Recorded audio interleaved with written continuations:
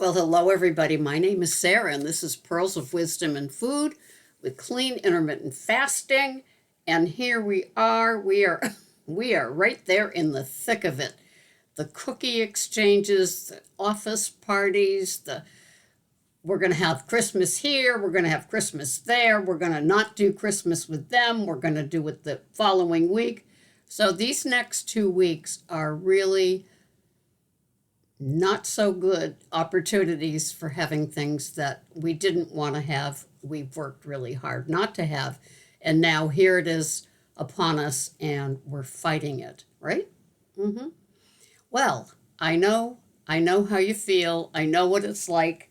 And, it's so funny how, not funny, but you know what I mean, how people dig in and either enjoy the heck out of it because they don't have deprivation, or the ones that want to maintain some semblance of food sanity through these holidays. And the food sanity is really, it's really a pull on us right now because, first of all, we're being asked if we make whatever it is that was always known for being being a Christmas treat. We fight making them ourselves because, perhaps we don't have white flour, white sugar all year long, and along comes this holiday and it's asking us. It's just a tough situation. And this is when I pull in the BBC's better, bad choices. For me, I have found that it's the clean intermittent fasting done day in, day out, regardless, that has kept me at a place where I'm maintaining my size. I don't weigh myself anymore, so it's what fits me. It's those skinny jeans. Do they still fit me? And just enjoying no deprivation. Sometimes there are things in our break room at work that are, yesterday's bakery. And there's certain things that I could look at, sit next to, enjoy my coffee break, sitting there, and it would never ever bother me. And then there's some other things that talk to me. And so I have to fight the urges. Sometimes I've brought home something from the store, from that break room, saying I'll have it in my OMAD, and it's stale. And it's like, I can't believe that I've gotten picky enough for that because I was a trash picker. I would put things in the trash and go back in. I don't know how you have ever done it, but yep, naughty, naughty Sarah, she's done that. So I know that feeling as well. And I have put things like coffee grounds, kitty litter, things like that on things that I'm throwing out, not because they're bad, but because I've kind of binged on it or overeaten. Would you say that dessert 3 times a day when you're kind of in a, almost ready for the full binge is bad? Been there, done that. I've had dessert. When I used to eat 3 meals a day, I've had dessert every single meal because it's there. I have to be very careful of those things. My food addict is alive and well, and I call her Ms. Slick. And she's sitting there just waiting for me to reach over and have that, and then the binge is on. The compulsive overeating kicks in.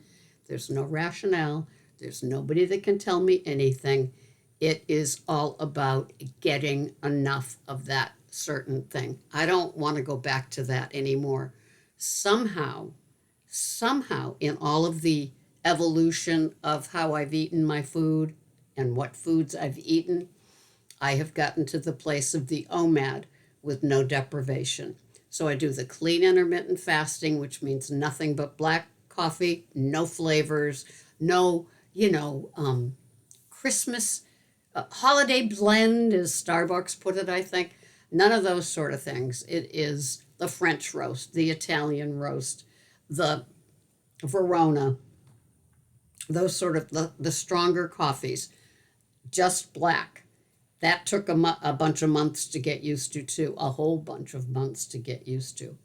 And then the clean fast also includes the water, sparkling water with no flavors, no stevia, no la, and all of it. And it's just somehow worked out for me. So giving myself permission to have no deprivation, guess what? I don't want it because I've got the permission. It's no longer one of those forbidden foods that sets up that compulsive hamster wheel in my brain with me. I've given myself permission if I want to have it. And so because of that, I don't. And I have different things at the end of my meal. I've been listening to podcasts about people that say, it's kind of interesting. It's like start your meal with your vegetables. And so I do that. I have a salad every day with apple cider vinegar. Been beginning my meals with it's about 15 to 16 ounces of warm water with a tablespoon of apple cider vinegar in it with the mother. And I drink it down. I've gotten used to it. The first time I thought I was going to gag, or I probably did gag. Now I'm used to it. So I drink that with the apple cider vinegar. My salad has apple cider vinegar in it with either avocado oil, extra virgin olive oil, or macadamia nut oil as well. So I have my salad. It's probably a medium salad, but it's very dense, less lettuce and more chopped up veggies like peppers, celery, shredded carrots, shredded cabbage, red cabbage, coleslaw mix from Whole Foods that I like to put in it. So it's denser, but it's smaller. And I'll have that with the dressing on it. And then I've been on this kick with, I know it's weird, I have grilled asparagus on light rye toast, yep, with a over easy fried egg on top, a side of bacon, a side of sweet potato home fries, and that's the meal. And then for dessert, as it were, I still have my A2 Alexandra, well, they say Alexander, but it's spelled like dra. Full fat, plain yogurt with a dollop of either almond butter, cashew butter, or peanut butter in it. Sometimes I have nuts on top of that, the cashews, the walnuts, and sometimes I don't have the nuts. Sometimes I have a piece of fruit, sometimes I don't. I've kind of been blessed with this intuitive fullness before I'm full, if you know what I mean. And the experts say to try to get to that point. Try to get to the point where you know that eventually, like in a few minutes, you will get that full button, bing, and it's good. So you don't need to go past that bite, even though you think you're still hungry.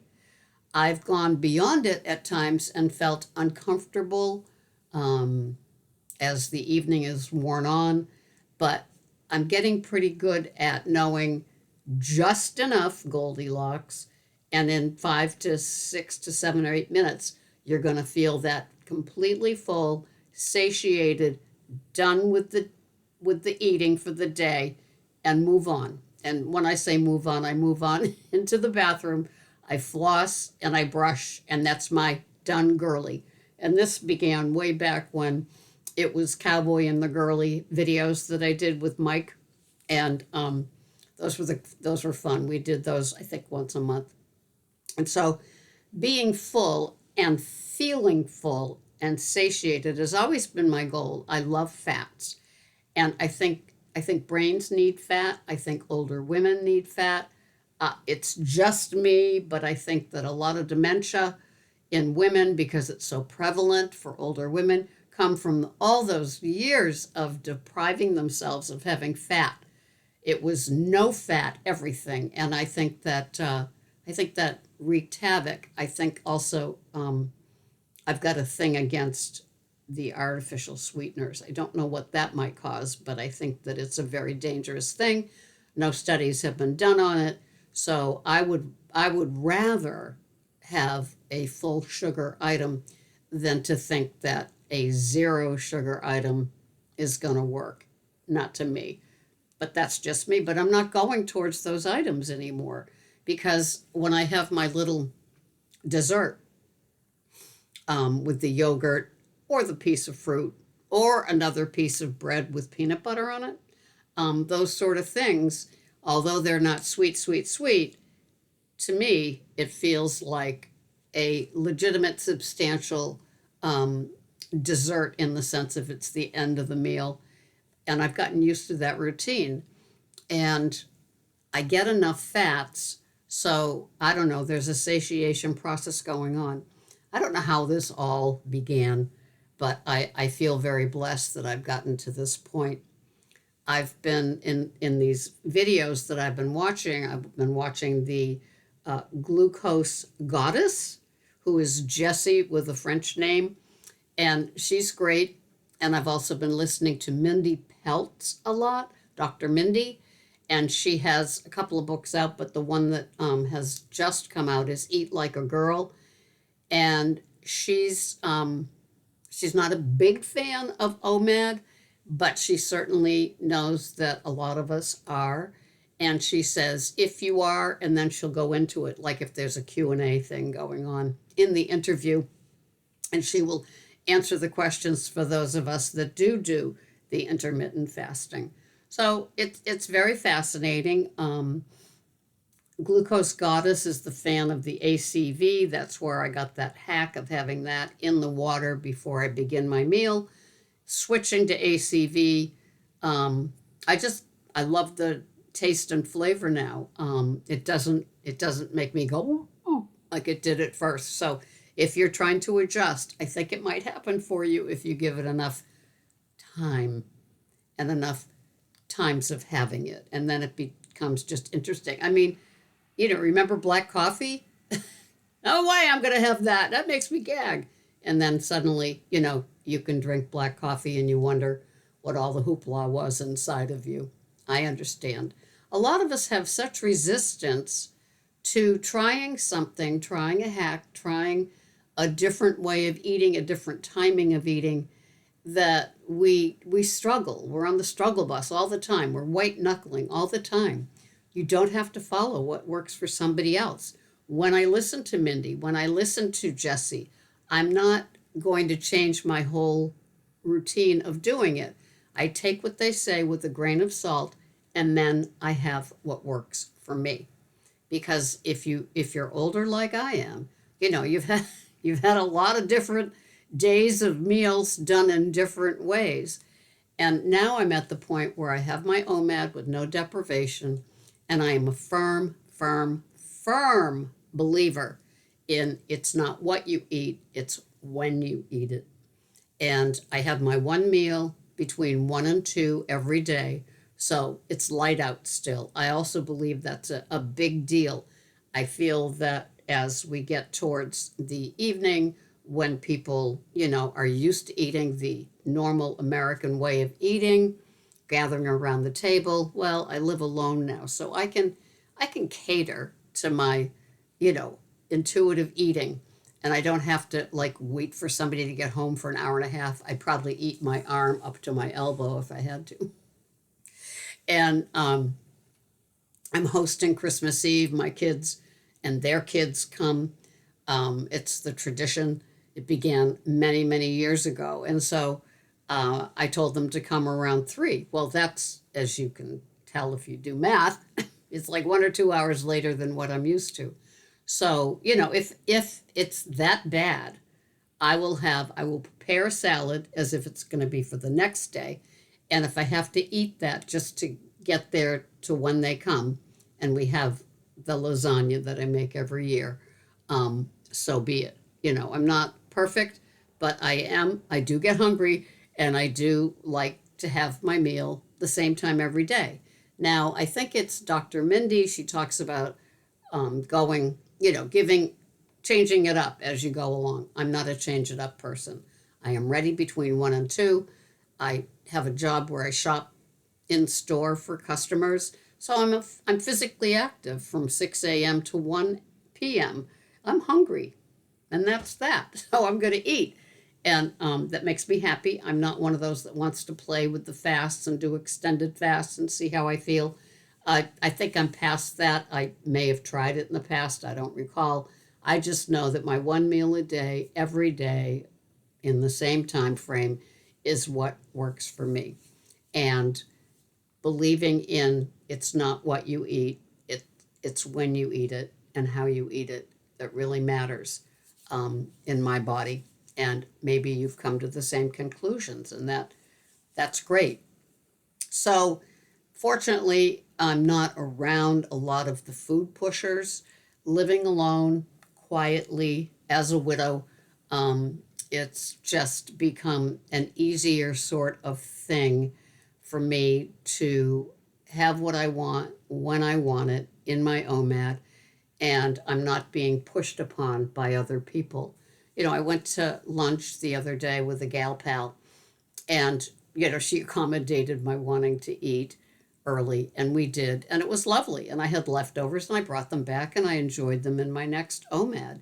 For me, it's all doable. If I had to go to an evening event, I don't know how I'd handle it. Probably the same way that I just said, with the salad first. So I'm going to the meal, having had my veggie, having had my ACV, having had my fats in the oil that I put on the dressing, and that can make me like this. And I'll have a smaller portion of whatever it is that was being offered, and that it just works for me. I just know, and knowing yourself by the time you're in your 60s and 70s is great. Giving up what other people think you should eat, how you should eat, when you should eat, and what works for them. So why doesn't it work for you? If there's one saying that just goes right up my back, it's if I can, you can. I don't believe that. If I can, I can. And if you can, you will. But it's what is going to work for you. That is the whole purpose of this channel after all these years, is for you to find something that works for you and be supported, and not get the looks, and not get, your sister saying, well, what is it going to be this year? Or any of the snotty remarks they make at how we do our program, and stay sane. Staying sane in the head is even more important than the body size, I think, because you're not shoulding all over yourself. You should do this, you should do that, because, people think that you should. And you've tried it and it's not working and you're struggling, sweet pea. So be gentle on yourself, and know that once you find your sweet spot of how to eat, what time to eat, what you allow, what you can't go near. If you if you still have those trigger foods, I still have those trigger foods, and I left them long ago, thank goodness. But I still have foods that I could definitely overeat because they're there, and that's how it goes. Do I get as much protein as they recommend? No, I don't. Do I feel that carbs are more than just a comfort food? Yes, I do believe that they help me stay peaceful. They help me sleep better. They just, I do have a bread. I do have a muffin sometimes. I do have a dessert sometimes. I believe that it keeps me level, grounded, sane, and bonus, abstinent. Why am I abstinent? Having things that used to be forbidden foods, treats, things that you can't have someplace else, because it's in the OMAD where I have no deprivation. So from start to finish, I'm at the table. I have my ACV in the water. I have my salad. I have my entree. I have whatever those those few different offerings are after the main meal, and I am happy. I'm satiated. I'm content, and I'm fueled up enough with what works for me, head-wise, belly-wise, and time-wise, so I can go the next 24 hours fasting until the next OMAD. Well, I hope you've enjoyed this video. Enjoy your next week, and I hope it all works out. My phone is still broken. That's why I can't show you what I eat in a day. long story. The issue that I talked about last week, it's working itself out, so I'm at peace with that too. And there's solutions for most everything if you take the time to do it. Sometimes there's sacrifices in the solutions, but other times it's just a solution that you didn't really think it through to know that, oh, this is the path that can lead to the solution. So I wish you the best. Merry Christmas. Thanks for being with me all these years. This has been Sarah, Pearls of Wisdom in Food, with clean intermittent fasting, the OMAD with no deprivation, and there we are. I'll see you here next time. Thanks for watching. Bye-bye for now.